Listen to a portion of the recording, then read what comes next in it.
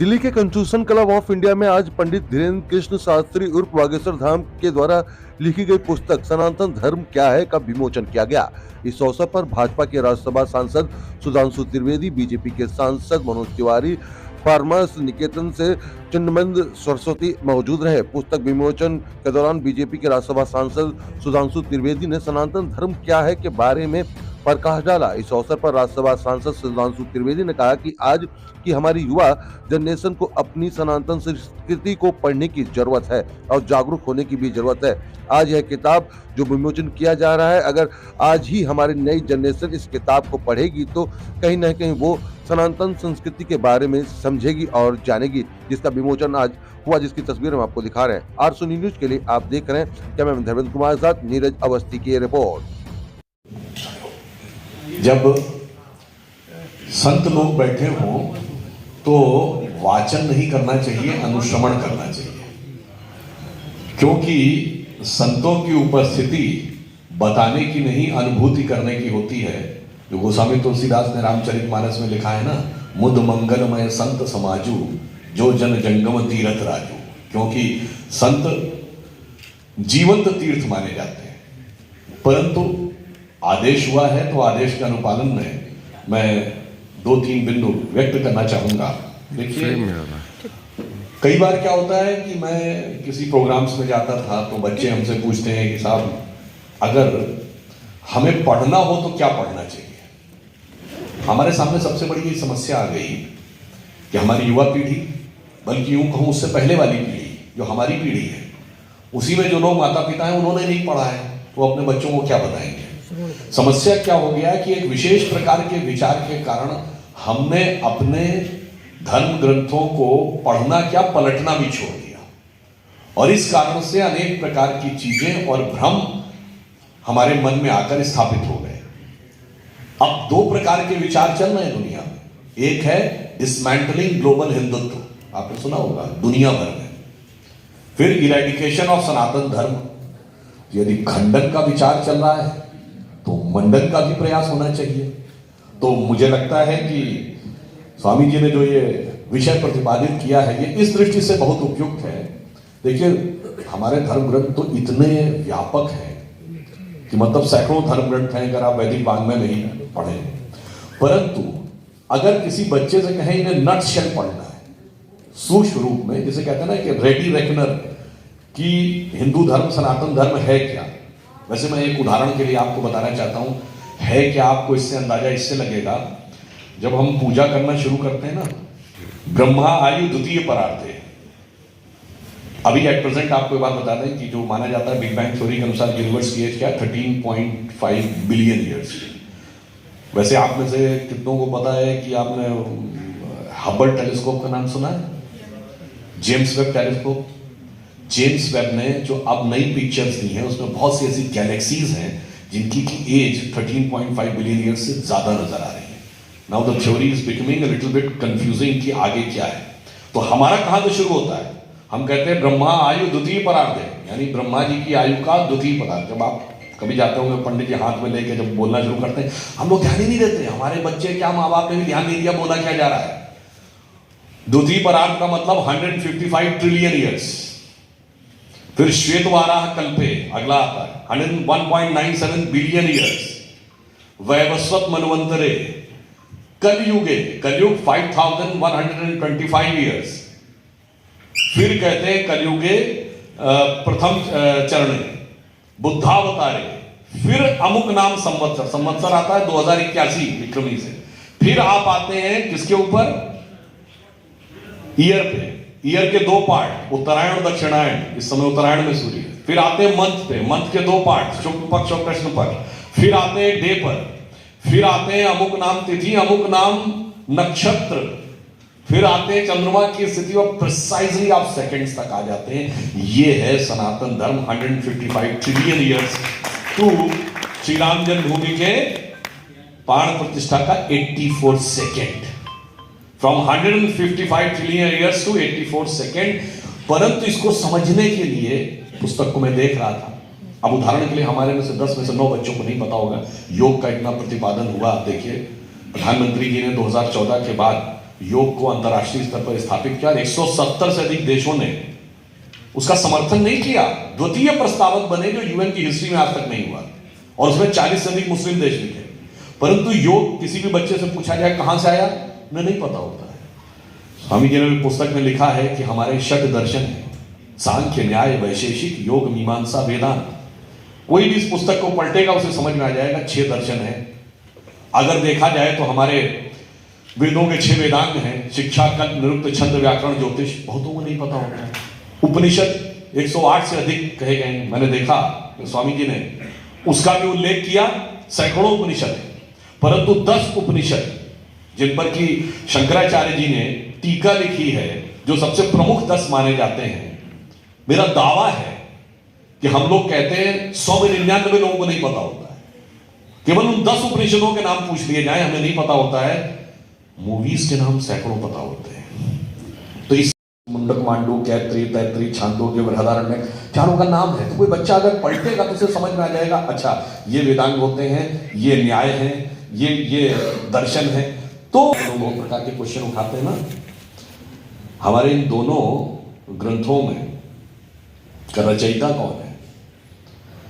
रामायण के रचयिता महर्षि वाल्मीकि और महाभारत के रचयिता महर्षि वेदव्यास। आज वाल्मीकि समाज किस में आता है? शेड्यूल कास्ट में। महर्षि वेदव्यास की मां क्या थी? मछुआरन। जो समाज कुछ राज्यों में, जैसे दिल्ली में जहां हम खड़े वहां शेड्यूल कास्ट में आता है, उत्तर प्रदेश में ओबीसी में आता है। और दूसरा उदाहरण बताऊं, महाभारत का अंत कहां पे होता है? युधिष्ठिर के राज्याभिषेक पे नहीं, द्वारका के डूबने पे नहीं, याज्ञी वंश के नाश पे नहीं, भगवान कृष्ण ने जब शरीर छोड़ा है, या जिसे टेक्निकली कहें भगवान कृष्ण की मृत्यु कैसे हुई? बहेलिये के तीर से। कैसे हुई? गांधारी के श्राप से। अर्थात हमारे धर्म ग्रंथों का अंत आसुरी शक्तियों पर ईश्वरी शक्तियों की विजय पे नहीं होता है। स्त्री के सतीत्व की विजय ईश्वर के ईश्वरत्व पर। मुझे लगता है इसके उपरांत इसीलिए बहुत सी ऐसी हैं। ये जो इतिहास है इसको पढ़िए तो मन के जो सारे भ्रम दूर हो जाएंगे। मैं साधुवाद देना चाहता हूं पंडित धीरेन्द्र शास्त्री जी का, जिन्होंने देखिए इस प्रकार का विषय रखकर युवा पीढ़ी को, आजकल ये भी एक प्रॉब्लम हो गई ना, पढ़ने का तो वक्त ही नहीं किसी के पास। सब मतलब तो YouTube भी कहां रील्स चलती है ना, तो इतना विराट जो दर्शन है उसको भी थोड़ा नक्शल में तो चाहिए। और मैं ये भी कहना चाहूंगा, एक मैं फैक्ट और बोल रहा हूं, इसलिए भी चीजों का महत्व क्या है। मैंने एक जगह पढ़ा था कि जब माओ, चेयरमैन माओ चाइना के, जब उनकी जवाहरलाल नेहरू जी से पहली भेंट हुई तो माओ ने उनसे कहा, you know what is the belief in our ancient country, in ancient belief in our country regarding your country, यानी प्राचीन काल के चीन की मान्यता क्या है भारत के बारे में। तो नेहरू जी ने पूछा क्या है? माओ ने कहा, in our country means in China the ancient belief is if somebody wants to get rid of the cycles of birth and rebirth he has to be born in India. आप सोचिए, ये है सनातन। और अगर किसी को मेरी बात पे शक हो तो जाके चेक कर ले, एंशिएंट चाइनीज में इंडिया का नाम है टियानजाओ, TIANZHOU। अगर आप जाके नेट पे सर्च, अभी तो विकिपीडिया में कब्जा कर लिया है ना थोड़ा बहुत, तो बाएं हाथ वाले ज्यादा है, तो टियानजाओ आप चेक करेंगे तो लिखा जाएगा, this is an ancient name used by Chinese about Indians but they were having 5 times north India, south India. आप जाके चेक करिएगा, चाइनीज की डिक्शनरी में जाइएगा, TIAN का मीनिंग देखिएगा, और फिर चाइनीज भाषा की डिक्शनरी में जाओ का मीनिंग देखिएगा। जाओ वहां वैसे होता है जैसे अपने आप पुर होता है, नागपुर, जयपुर, कानपुर यानी स्थान, और टियान का मतलब होता है हेवन, स्वर्ग। टियानजाओ means place of the heaven. तो मुझे लगता है प्राचीन काल से लेके आज तक के समय में अब युवा पीढ़ी, अंत में मैं कहना चाहूंगा ये इसलिए पुस्तक की बहुत आवश्यकता है क्योंकि प्रधानमंत्री जी ने कहा है कि अमृत काल है, तो अमृत की अनुभूति से पहले विश्व को निकलना पड़ेगा।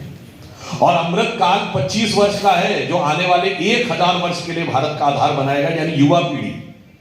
जो इस समय युवा है वही तो 25 साल बाद महत्वपूर्ण स्थानों पे होंगे। तो उसके लिए यह आवश्यक है कि उसका मार्गदर्शन करने के लिए, क्योंकि ये दुनिया का सत्य है कि अब तो हम वैसे बिगेस्ट कंट्री है ना in terms of population, and we are also the youngest country, परंतु ये पूर्ण सत्य नहीं है, ये अर्ध सत्य है। We are the youngest country and the oldest civilisation. और संयोग से Baba Bageshwar Dham represents the youngest India and the oldest civilisation both. यानी हमारी जो प्राचीन सनातन संस्कृति है उसके प्रतिनिधि हैं और युवा हैं। और जो युवा होता है तपस्या करते हैं तो उसका उत्तर देते हैं यह धर्म वृद्धेषु नवयः समीक्षते। जो धर्म में बढ़े हुए होते हैं उनके में आयु का विचार नहीं किया जा सकता। और अब भारत तो वो है जो धर्म में भी बढ़ा है और आयु में भी आगे आने वाला है। तो अंत में सिर्फ कहूंगा कि हम वो हैं जो प्रधानमंत्री जी ने कहा ना 1000 साल आगे का, जिसके लिए एक स्वर्णिम भविष्य प्रतीक्षा कर रहा है और गौरवशाली अतीत है। हम 1000 साल आगे का भारत भी सोचते हैं और 10,000 साल पीछे का भारत भी सोचते हैं। तो इस पंक्ति के साथ समाप्त करता हूं। मुझे लगता है ये पुस्तक उस उद्देश्य में एक महत्वपूर्ण भूमिका निभाएगी कि गौरवशाली था भूत, भविष्यत भी महान है। भूतकाल गौरवशाली था भूत, भविष्यत भी महान है अगर संभाले आप उसे जो वर्तमान है। धन्यवाद। सुधांशु भैया, Sanatan Dharma. We have to present the way Sudhanshu ji has presented. Go back to your history. Read your history. क्या क्या छुपाया गया, जिसको छपना चाहिए था उसे छिपाया गया और जो आना चाहिए था उसे दबाया गया। इसलिए ये बुक सनातन है। अंतिम बात, सनातन है तो मानवता है। ये जितनी भी चीजें आपको दिखाई पड़ रही हैं इसलिए हैं क्योंकि वो सनातन का अंश नहीं है। सनातन है तो समता है, सनातन है तो समरसता है, और सनातन है तो ये संविधान है। और ये संविधान यही बोलता है जहां सब समान, सबका सम्मान, यही इस देश का स्वाभिमान और संविधान, वही है सनातन।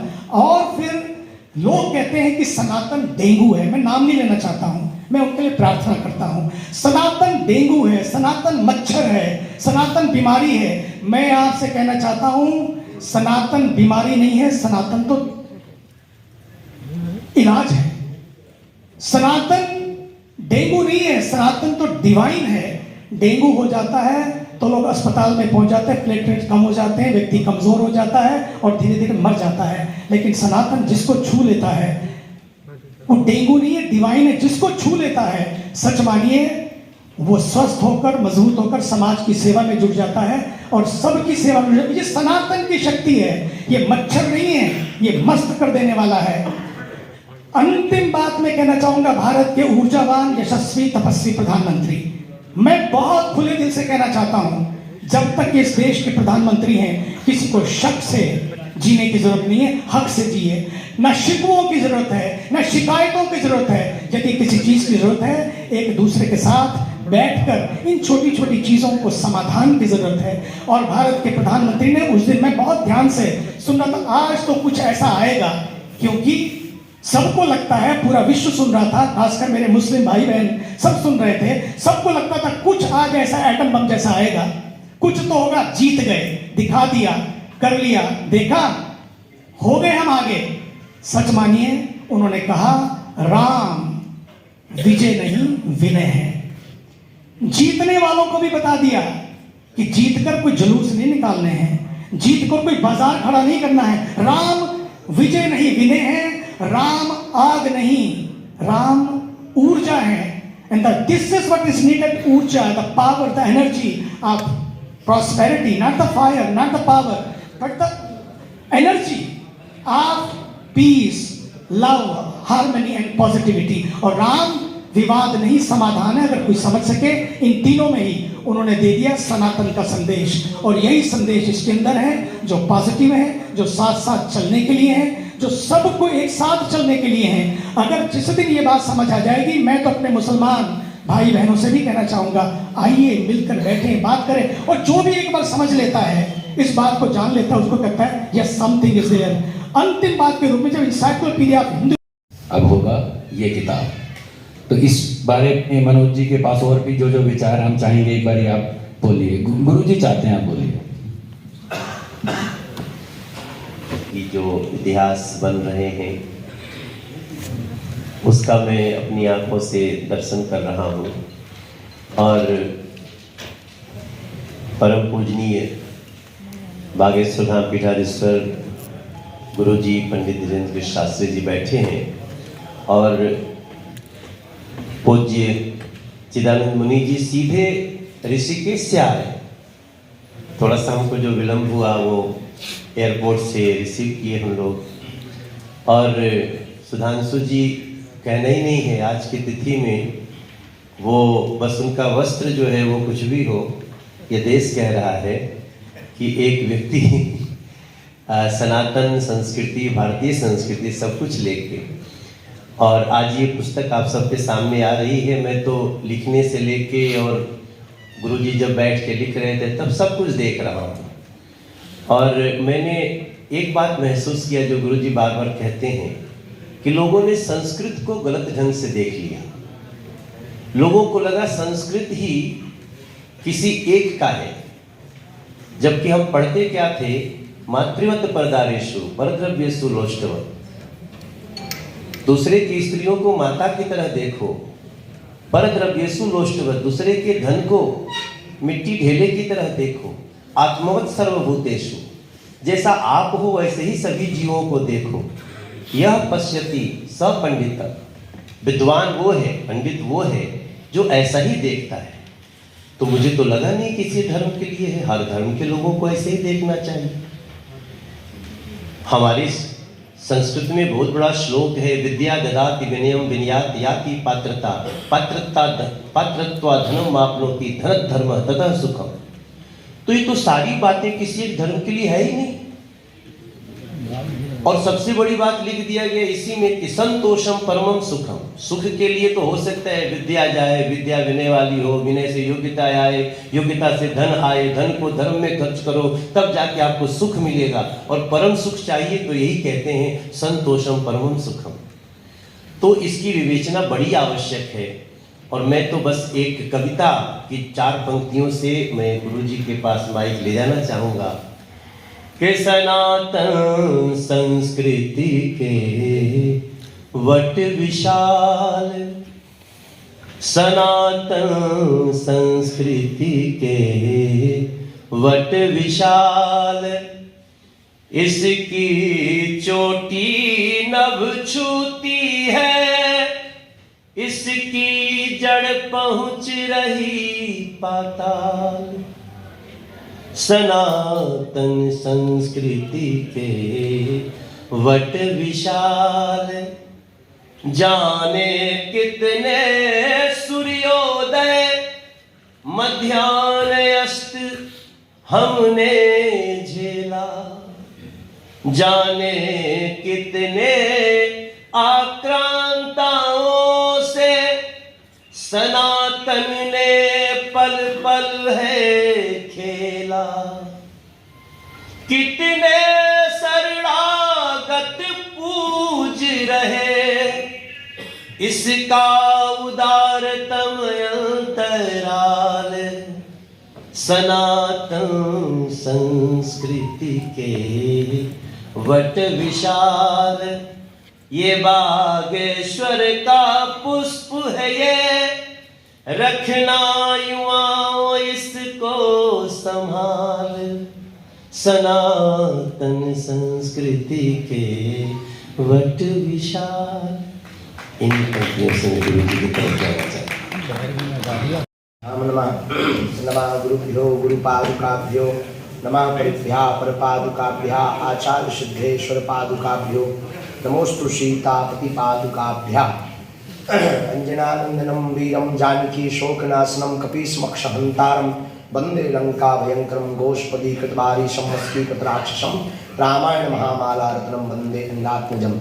श्री सीतारामचंद्र भगवान की जय, बागेश्वर हनुमान जी महाराज की जय, सत्य सनातन धर्म की जय, भारत भूमि की जय। आज आद्य दिवस में आप श्री प्रियजन सियाराममय स्वरूप मान करके आप सबको श्री सीताराम एवं हमारा सौभाग्य यह है बागेश्वर हनुमान जी की कृपा से दिल्ली के इस हॉल में हम सब कॉन्स्टिट्यूशन क्लब में बैठे हुए हैं। और सबसे अद्भुत बात यह है, देखो भाई, तीर्थ के पास हम चल करके जावे तभी पुण्य लाभ होगा, लेकिन जब भगवत कृपा होती है तो कभी कभी तीर्थ हमारे पास चल करके आ जाते हैं। ऐसे ऋषिकेश से परमार्थ निकेतन के परम पूज्य अनंत श्री विभूषित श्री चिदानंद मुनि जी महाराज जिन्होंने गंगा आरती के माध्यम से समूचे विश्व को निर्मल करने का दिव्य संकल्प लिया है, पूज्य महाराज जी को प्रणाम। और हमारे दक्षिण भाग में एक ऐसी विभूति जो राजपीठ पर तो आसीन है ही, राजसत्ता के द्वारा लोगों की समाज सेवा तो कर ही रहे, पर हम तो प्रथम बार समक्ष दर्शन कर रहे हैं। लेकिन पहली बार दर्शन करके हमने किसी राजनेता को इतना दुर्ग देखा है जो इतिहास और साहित्य में अपनी प्रतिभा से लोगों को आश्चर्यचकित करके ऐसे खींच लेता है जैसे कभी बांसुरी बजाकर कृष्ण खींचते। और ये कोई तुलना करके हम ये नहीं कहना चाहते कि उनको आकर्षण करना चाहते, अपितु उनकी प्रतिभा को केवल एक जगह तक जो सीमित रख लेते हैं लोग, उनके आंखें खोलना चाहते हैं। जरूरी नहीं है कि वो किसी पार्टी में है तो वो अपनी पार्टी के लिए प्रतिभा दिखा रहे, अपितु ज्ञान किसी पार्टी का नहीं होता है, ज्ञान तो राष्ट्र के कल्याण का होता है। तो वो राष्ट्र के कल्याण के लिए, युवाओं की आंखें खोलने के लिए और तर्क शास्त्रियों के दिमाग की स्पंदन को दूर करने के लिए ये प्रतिभा भगवान देते हैं। हमारे प्रिय श्री सुधांशु जी विराजमान बगल में, और साथ में बागेश्वर धाम के बगिया के पुष्प, यहाँ के सांसद आप मनोज तिवारी जी भी हैं। और इस पूरे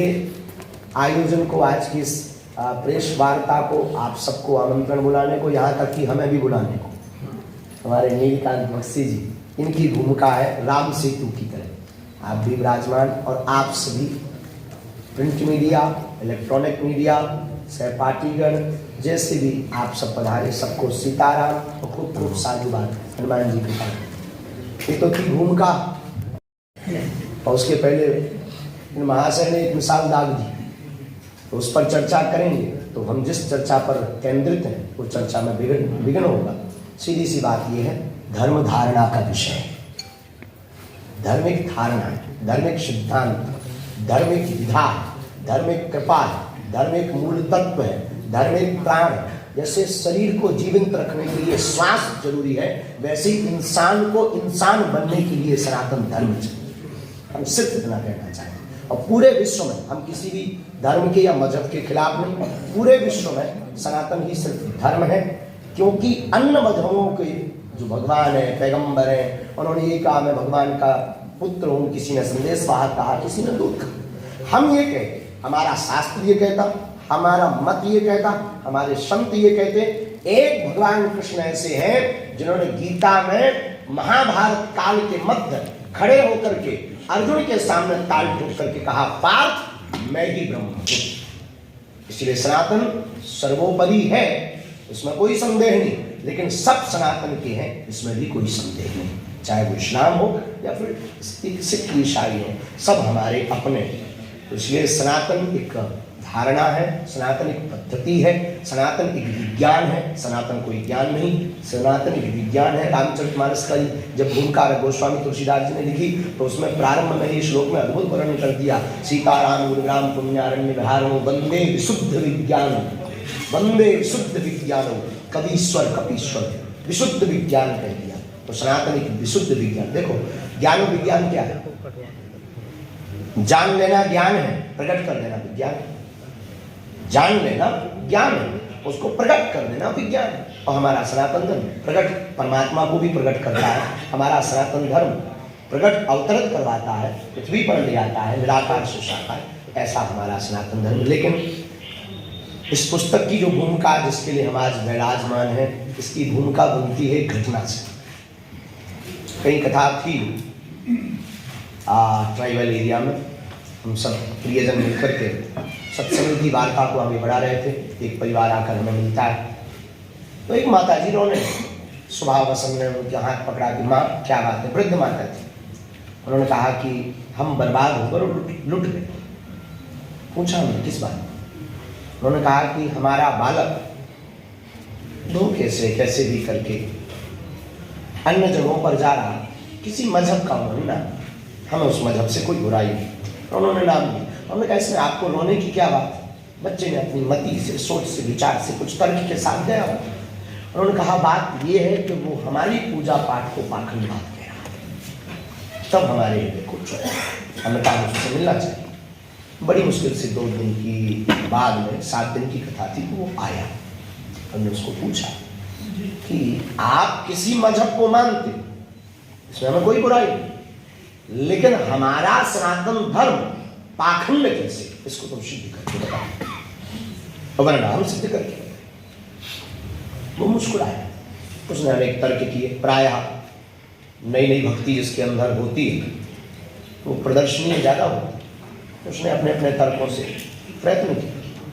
वहाँ कुछ बच्चे बैठे थे तो कुछ को अच्छा भी लग रहा था, कुछ मुस्कुरा भी रहे थे, कुछ सोच रहे थे कि अब गुरुजी चमत्कार दिखाएंगे, जैसे आते ही आप कह रहे थे कि कोई चमत्कार दिखाएंगे, तो स्वभाववश उसे बच्चों को लगा कि चमत्कार दिखाएंगे।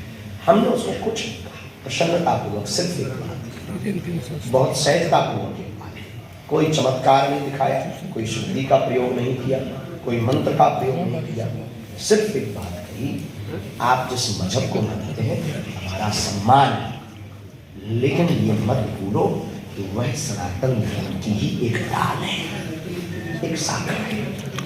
तब जो बड़ा वृतांत हुआ, 1.5-2 घंटे वार्ता चली, तब कहीं जाकर के उस बालक की समझ में आया। उस दिन हमें पता लगा कि हमारे भारत में सनातन धर्म की वार्ता करने वाले कुछ लोगों को, जैसे सुधांशु जी जैसे महापुरुषों को छोड़कर, कुछ महापुरुष संतों को छोड़कर, बाकी किसी को ये पता ही नहीं सनातन है क्या, कहे जा रहे सनातन सनातन, सनातन के अंग क्या है, सनातन के लक्षण क्या है, सनातन का सिद्धांत क्या है, सनातन कहते किसे है, और सनातन की तुलना हम मजहबों से कर रहे हैं तो कितनी उचित है और कितनी अनुचित है, और सनातन का उद्देश्य क्या है, सनातन का मूल क्या है, सनातन का तत्व क्या है। मिठाई तो है, पर मिठाई के मिठास का गुण क्या है, और किसी को पता है। सनातनी होने के 5 लक्षण हमने इस पुस्तक में गुरु कृपा से हमने नहीं लिखे, हनुमान जी ने प्रेरणा की, गुरुदेव भगवान ने सद्बुद्धि दी। पुस्तक आपको उस तक पहुंचाएगी। ये हमें अपने सनातन धर्म पर और बागेश्वर धाम पर